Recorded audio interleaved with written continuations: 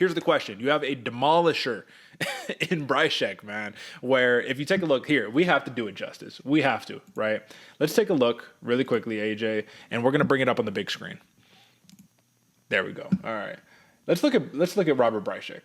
And let's just look at the damage. 17-5, right? So you're like, not a spectacular record, but you like the record. You're satisfied with it. It looks like a fucking Greek god chiseled out of stone, out of marble. And then you scroll down and you say, okay, last fight, knockout, 56 seconds. Before, first round knockout, 2.5 minutes. A minute and a half, knockout.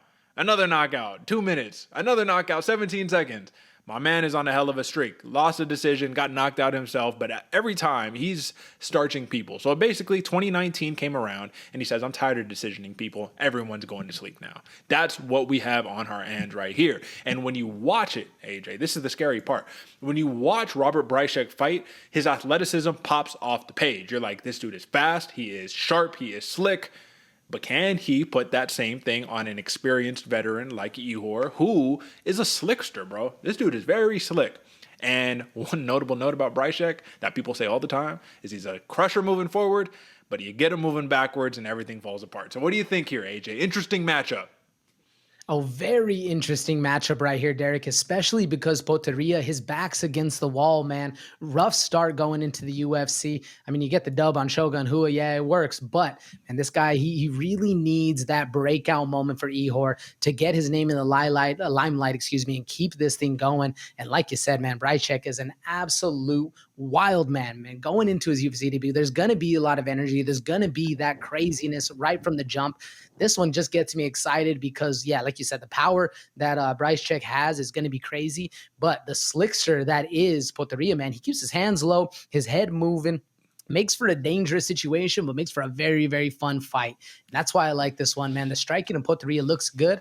The question, though, you said it there, Derek, where if Bryczek is fighting off his back foot, he struggles a little bit. Can Potieria actually dominate this fight with that slickster mentality? Because he's a little bit more of a counter striker, or at least I would say. What do you think? Can Potieria dominate on the front foot in this fight? I've played this out many times in my head, and the thing about Poteria's style is that you're right. He's the slickster. Slicksters oftentimes don't want to walk you down and just kind of put the meat mallets on you, right? Can he put his hand down and evade punches with the heat Bryczek is throwing? I don't know, because it's one shot is literally all it takes. You look at this dude's records. He's an absolute killer in the octagon, but now he's in the UFC octagon, and it's different when the lights are on, the cameras are there, hundreds of thousands of crowds. They're fighting in the Apex, so not hundreds of thousands, excuse me. But either way, I don't know, Derek. It's an interesting one because Potieria has a way to actually get this thing done. And going back to the odds with Bryczek, you would think you get a minus money on there. He's probably the favorite going into this fight, but it just goes into that unknown. How does Bryczek really get to this fight? How does he control or dominate the octagon? I was honestly expecting him to be the favorite just off of recency bias. I can see why Potieria is, but I'm just as confused as the odds makers, Derek.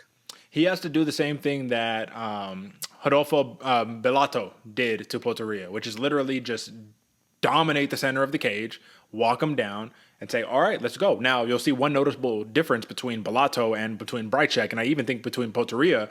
I think Bryczek is faster than all these guys. I'm pretty positive that he moved up from welterweight to middleweight, which is why he has that speed. It was one of his last fights. He fought a dude who was like a light heavyweight or a heavyweight who moved down to middleweight, and he still looked like the bigger guy.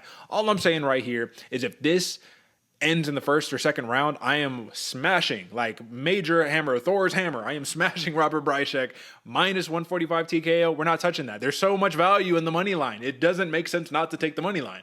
We're smashing that all day. If this fight goes after 2 rounds, all right, AJ, you got me. We might have jacked up. Like, that's thought process while we're watching it. So, folks, very risky one. I would urge you, this game is not for the faint of heart. If you don't got the cojones to drop the bet, stay away. But if you're feeling confident in a knockout artist like Bryczek and a back against the wall Potieria, I just say, listen, man, when you're back against the wall, you make decisions you might not make otherwise. And Bryczek, I think, will capitalize with the TKO. So that's my pick. What do you think? 100%. I'm with you, Derek. I love that. Plus 135 money line coming for Bryczek. He might be unknown now, folks, but pay attention. He might even get the sleep. He might even get the TKO, and that minus 145 might hit, but there's too much juice in that money line right there. That's right. And then the last piece that we have right here, over and under 1.5 rounds, it's plus 200 for the over, minus 260 for the under. So if you're a Potieria backer, better, or you just simply think Bryczek won't be able to get him out of there, smash over 1.5 rounds. What are we talking about right here? Don't know if it'll make it, but that is what we have for you on that one. So another Bloody Water Podcast consensus pick, the Crusher, the Destroyer, Robert Bryczek. UFC debut too, man. Fantastic. All right.